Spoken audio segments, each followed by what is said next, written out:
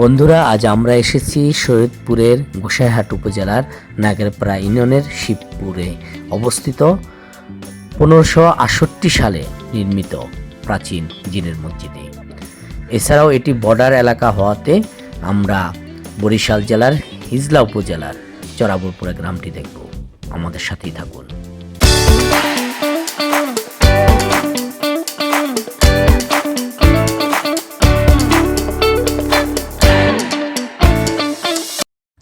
হুট করে পরিকল্পনা, আমাদের গন্তব্য শরীয়তপুরের গোসাইহাট উপজেলা শতবর্ষের প্রাচীন জিনের মসজিদ। আমরা পার হচ্ছি পদ্মা সেতু। পদ্মা সেতু থেকে দেখা যাচ্ছে পদ্মার বুকে জেগে উঠেছে অসংখ্য চর, যে চর নদীকে সংকুচিত করেছে। উন্নত বিশ্বে যেখানে নদী শাসনের পাশাপাশি নদী খনন করা হয়, আমাদের দেশে তা দেখা গেল। এভাবে হারিয়ে যাচ্ছে শতবর্ষের প্রাচীন ঐতিহাসিক পদ্মা নদী। এই নদীতে প্রচুর ইলিশ মাছ ধরা পড়ে। এখন নদীতে ইলিশ মাছ নেই বললেই চলে। পদ্মা সেতু হওয়াতে আমরা যেমন সুবিধা পেয়েছি, তেমনি নদীটা হারিয়ে যাচ্ছে আমাদের মাছ থেকে। নৌ পরিবহন কর্তৃপক্ষের উচিত এই নৌ রাস্তাটি সচল রাখার জন্য নিয়মিত খনন করা, তবেই পদ্মা হারিয়ে যাবে না এবং বেঁচে থাকবে। আমরা নৌপথ এবং স্থলপথ দুই পথেই এর সুফল ভোগ করব। পদ্মার ইলিশ যেমন সুস্বাদু, সেরকম মজাদার। একসময় কলকাতা এই ইলিশের প্রচুর চাহিদা ছিল। বড় বড় কার্গোতে করে সেই ইলিশ রপ্তানি হতো কলকাতা। কিন্তু বর্তমান এই পদ্মাতে ইলিশ নেই বললেই চলে। জেলেরা হাই হুতাশ করে নদীতে মাছ না পাওয়া। আমরা এই ঐতিহাসিক নদী পার হয়ে অল্প কিছু সময়ের মধ্যেই নাডোবা এসে পৌঁছালাম। নাডোবা থেকে আমরা পৌঁছালাম গোসাইহাট মোটরসাইকেল। এটি নাগেরপাড়া বাজার, এটি গোসাইহাট উপজেলায়। এই হাট থেকেই আমরা যাব তালুকদার বাড়ি মসজিদ, যেটি স্থানীয়ভাবে জিনের মসজিদ নামে পরিচিত। স্থানীয়ভাবে আলাপ করে জানা যায় যে জিনরা এই মসজিদ নির্মাণ করেন। কোনো এক ভোর রাত হয়ে যায় এই মসজিদটি নির্মাণ করতে। তখন আশেপাশে লোকজনের বসত বাড়ি ছিল না। মসজিদটি কিছু অংশ বাকি রেখেই জিনরা চলে যায়, তাই এটি জিনের মসজিদ নামে পরিচিত। মানুষ ভয়ে 50-60 বছর এই মসজিদে এসে নামাজ পড়েনি। 1858 সালে এই মসজিদটি নির্মাণ করা হয় বলে স্থানীয় সূত্রে জানা যায়। 5 কাঠা জমির উপর স্থাপিত চতুর্ভুজ আকৃতির মসজিদটি এক গম্বুজ বিশিষ্ট। মসজিদের ভেতরে 3টি কাতার বা সারি রয়েছে। প্রতি কাতারে 10 জন করে মোট 30 জন জামাতে নামাজ আদায় করতে পারে। মসজিদের সামনে 450 বছরের পুরনো একটি পাকা মাঠ রয়েছে। মুসল্লির সংখ্যা কাতারের ধারণ ক্ষমতার বেশি হলে মাঠটিতে নামাজ পড়েন অনেকে। মসজিদের আঙ্গিনা ঘেঁষা একটি পুকুর রয়েছে। মুসল্লিদের ওযুর জন্য একটি শান বাঁধানো ঘাট রয়েছে। অনুমান করা হয় মসজিদটি যখন নির্মাণ করা হয় এই ঘাটটি সে সময়ের একটা মসজিদ, ঐতিহ্যবাহী একটা মসজিদ। মানে এটার বয়স প্রায় 400 বছরের উপরে, মোগল আমলের। মানে এটা মানে ওই সময় হয়েছে, কীভাবে হয়েছে, কেমনি হয়েছে সঠিক সবাই জানে না। আমরা ওইভাবেই ওই আগের যারা ছিল তাদের কাছে শুনছি যে তারা বলছে যে এটা আমরা এইভাবেই দেখি। তা হয়তো ওই অনেকের ধারণা যে হয়তো অন্য কিছুতে করতে পারে, এরকম একটা চিন্তা ভাবনা আর কি। কতকের হয়তো জিনেও করতে পারে, নাহলে হেনে এইভাবে এই ঝাড় জঙ্গল, রাস্তাঘাট ছিল না, যাতায়াত কোনো ব্যবস্থা ছিল না, তো কীভাবে হেনে হইল, ওইরকম একটা চিন্তা চেতনা মানুষের ওই হিসাবে বলে। কিন্তু অনেকে আবার বলে যে হয়তো সেই আমলে যে কোনো জমিদার ছিল। আচ্ছা, আমরা বলছি যে না, এদিকে কোনো জমিদার ছিল না। জমিদার ছিল না, বলে জমিদার না থাকলে তো এটা হইল কীভাবে? আচ্ছা আমরা কইছি যখন কীভাবে হয়েছে এটা তো আর আমরা সঠিক কইতে পারি না। আমরা ওই বুড়া যারা ছিল, যারা গত হয়ে গেছে, তাদের কাছে শুনছি যে হেরা ওইভাবেই এটা দেখছে। তা যারাই আসে সরকারি লোক, তাদের কাছে আমরা এইভাবেই বলি যে যাতে করিয়া যে এটা সরকারিভাবে এটা একটা রিপেয়ারিং কাজ হয়, আমরা এই তাদের করি আর কি। নাইলে তো এই জিনিসটা আস্তে আস্তে মানে হইয়া যাইতে আছে, নষ্ট হয়ে যাইতে আছে। ভাঙ্গাচুরা ছিল, বুঝছেন?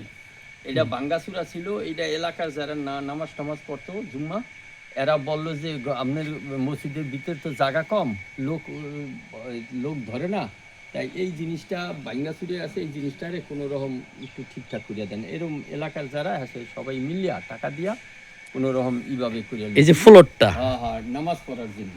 বুঝতে পারি। এখন তো এখানে জুম্মা নামাজ হয় প্রায় 50 বছরের উপরে। জুম্মা নামাজ, হ্যাঁ হ্যাঁ। হ্যাঁ।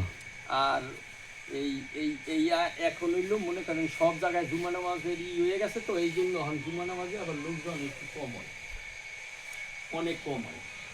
আর আগে এগুলি সব ভরে যেত। গোসাই ঘাট না, এটা গোসাইরা নাগেরপাড়া ইউনিয়ন, গ্রামের শিবপুর তালুকদার বাড়ির জামে মসজিদ।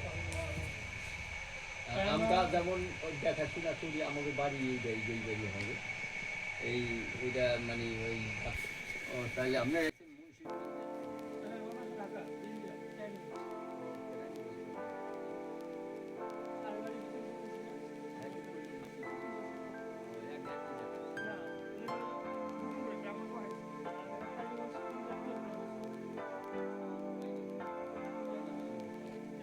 পূব পাশে 3টা দরজা দেখা যাচ্ছে, আমরা দেখছি 3টি দরজা পূব পাশে।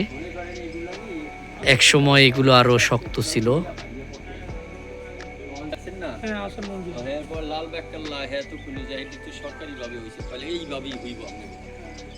এটাই মূলত মসজিদের সামনে প্রবেশদ্বার।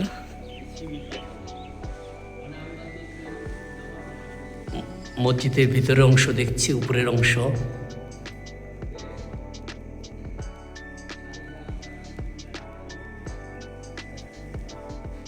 এই যে দরজা 3টি।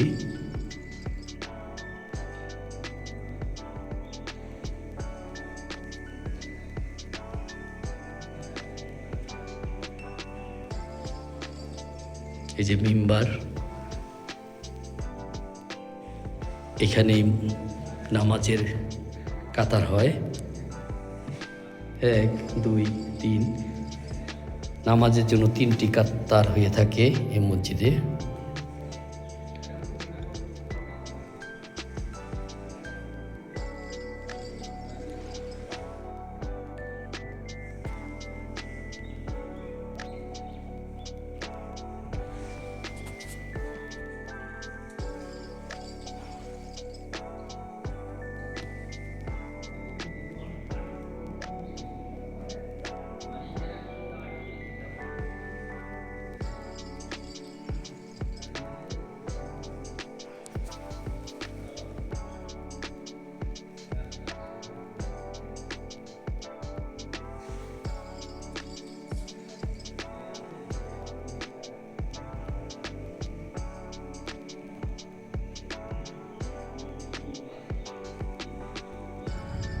মসজিদের ভেতরের যে সৌন্দর্য, সেগুলো এখনো বিদ্যমান রয়েছে।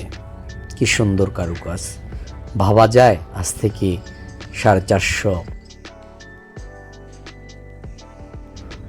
বছর পূর্বে এরকম সুন্দর মসজিদ নির্মিত হয় এই অজপাড়াগাঁয়ে। এখানে 4টি দরজা রয়েছে পূর্ব পাশে। আমরা পুরো মসজিদটি খুঁটিয়ে খুঁটিয়ে দেখলাম এবং এখানে নামাজ আদায় করলাম। ডিজাইন আজ থেকে এসে আমলের নকশা ডিজাইন, এত সুন্দর ডিজাইন কিভাবে করছে সেটাই কল্পনাতীত।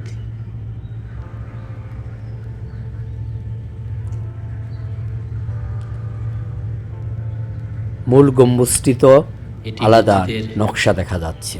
উত্তর পাশ, এই যে ডিজাইন,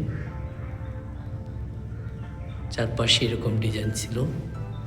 এখান থেকে সম্ভবত ডিজাইনটি পড়ে গেছে, এখানেও ছিল অনুরূপ একটি ডিজাইন। এখানে হয়তো বা কোনো নকশা ছিল যেটি পড়ে গেছে। এটি মেহরাব, মসজিদের সামনের অংশ, মেম্বারের কাছাকাছি কিন্তু ডিজাইন আছে আমরা দেখতেছি, আস্তরগুলো খসে খসে পড়ছে।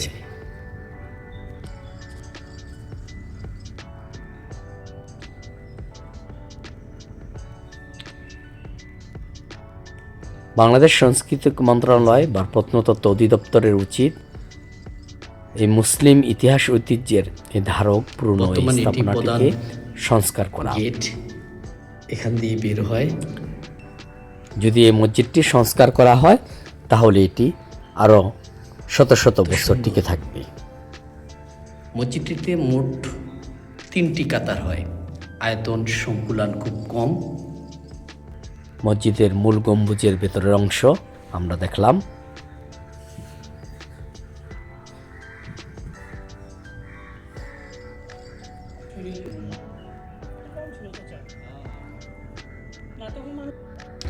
যতই মসজিদের ভেতর অংশটি দেখছি ততই অবাক হচ্ছি।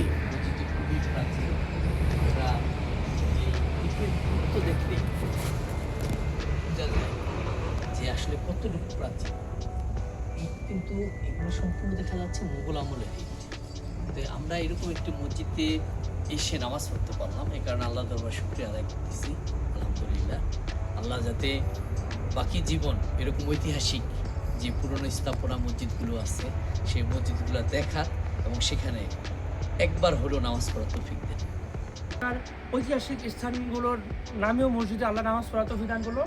জোহরের নামাজ আমি আমার সহকর্মী রমজান স্যার মিলে নামাজ পড়লাম। আল্লাহর কাছে প্রার্থনা করি যেন আমরা বাংলাদেশের যত ঐতিহাসিক মসজিদগুলো আছে এই মসজিদগুলোতে যেন নামাজ পড়ার তৌফিক দান করে। মসজিদটির পুরনো যে ইটগুলো আমরা দেখছি সেই ইটগুলো কিন্তু খুব পাতলা চিকন। এই ইটগুলোই বলে দিচ্ছে বা জানান দিচ্ছে এগুলো মোগল আমলে নির্মিত, কিন্তু সঠিক পরিচর্যার অভাবে সেই ইটের আস্তরগুলো খসে খসে পড়ছে। সরকারের উচিত এই পুরনো মুসলিম ঐতিহাসিক স্থাপনাগুলো সংরক্ষণ করা, আর এই সংরক্ষণ করার ফলে আমরা হারানো মুসলমানদের ইতিহাস ঐতিহ্য সম্পর্কে অবগত হতে পারব। বিভাগ যত্ন নেই, প্রত্নতত্ত্ব বিভাগ যদি এই মসজিদগুলোকে সংরক্ষণ করে তাহলে কিন্তু একদিকে আমাদের ইসলামটা আসলে এই ভারতবর্ষে কখনো আসছে, এই অঞ্চলগুলোতে কখন ইসলাম প্রচার হয়েছে সেটাও জানতে পারতেছি। আর সবচেয়ে বড় কথা, এই পুরনো মসজিদগুলো দেখলে আমাদের ভিতরে একটা ধর্মীয় অনুভূতি জাগ্রত হবে যে এই মসজিদগুলা আসলে আজ থেকে 400 বছর আগে কিভাবে মানুষ নির্মাণ করছে। সে কারণে আমরা বলবো গভর্নমেন্টকে যে প্রত্নতত্ত্ব অধিদপ্তর থেকে এই মসজিদগুলো যদি সংস্কার করে, এগুলো যদি রক্ষণাবেক্ষণ করে, তাহলে একদিকে যেরকম মানুষ ধর্মীয় ইতিহাসটা জানতে পারবে, আরেকদিকে এখানে পর্যটকও আসবে। তো সবাই ভালো থাকুন, এই বলে বিদায় নিচ্ছি। আল্লাহ হাফেজ। মসজিদের বাহিরে যে অবয়বটি আমরা দেখছি এটি কিন্তু সংস্কার করার পর নয়, হয়তো অনেক আগে এটি সংস্কার করা হয়েছিল। এই মসজিদটির গায়ে এখন শ্যাওলা জমে গেছে। যদি মসজিদটি সঠিকভাবে সংস্কার করে এবং রক্ষণাবেক্ষণ করে তাহলে কিন্তু মসজিদটির প্রকৃত সৌন্দর্য ফুটে উঠবে। আমরা মসজিদটি দেখে এই রাস্তা দিয়ে হাঁটা শুরু করলাম। এবার আমাদের গন্তব্য নাগেরপাড়া বাজারে। এখানে আমরা দুপুরের খাবার খেয়ে প্রাকৃতিক সৌন্দর্য দেখার জন্য বের হব। আমরা দেখছি প্রাকৃতিক সৌন্দর্য, সর্ষে ফুল। চলতি পথে নেমে গেলাম সেই সৌন্দর্যটি কাছ থেকে দেখার জন্য। অপরূপ সৌন্দর্য সৃষ্টিকর্তার, যা হলুদের রাজ্যে। অনেকে বলে চোখের সামনে সর্ষে ফুল, আর আমরা বলি চোখের সামনে সৌন্দর্য, হলুদের রাজ্য। আমরা এই হলুদের রাজ্য দেখতে দেখতে এবার আমাদের গন্তব্য নাগেরপাড়া বাজার। আমরা প্রাকৃতিক সৌন্দর্য দেখতে দেখতে ভ্যানে চড়ে নাগেরপাড়া বাজারে চলে আসলাম। এটি নাগেরপাড়া বাজার, শতবর্ষের প্রাচীন একটি ইউনিয়ন বাজার। পরিষদ প্লাস বাজার দুটোই চমৎকার। দোকানপাটগুলো দেখলেই বোঝা যাচ্ছে গাড়ি কতটা দেখা প্রাচীন যাচ্ছে। এই বাজারটি। এই যে আমরা এই বাজারে কোনো একটি হোটেলে কুকুরের দুপুরে ছানা। খাবার খেয়ে নেব। আপাতত আমাদের হোটেল খোঁজা হচ্ছে, আমরা হাঁটা পথে হোটেল খুঁজছি।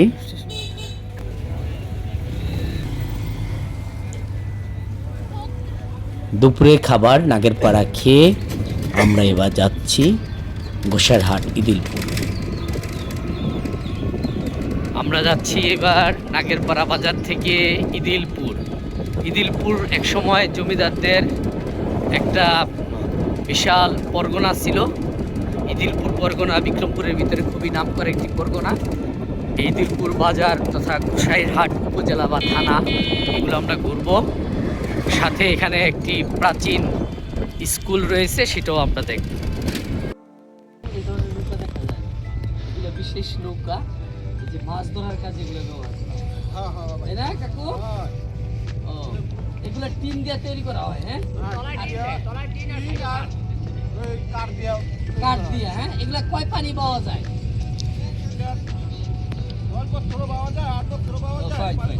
তাহলে এটা হলো বিশেষ এই নৌকা। ঠিক আছে। নদীর নাম জয়ন্তিয়া, এটি বরিশালের হিজলা উপজেলায় পড়েছে। এটি সৈয়দপুর গোসাইরহাটের বর্ডার এলাকা। গোসাইরহাট নলপুরি ইউনিয়নের খুনেরচর গ্রাম এবং বরিশাল হিজলা হরিনাথপুর ইউনিয়নের চর আবুপুর গ্রাম দুটি বর্ডার এলাকা।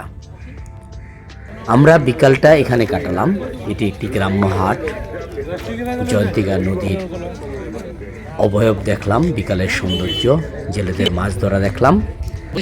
সন্ধ্যার ঠিক পূর্ব মুহূর্তে খুনেরচর এই হাট থেকে আমরা মোটরসাইকেলে চড়ে বিদায় নিলাম। তো সবাই ভালো থাকুন, আজ এ পর্যন্তই। আল্লাহ হাফেজ।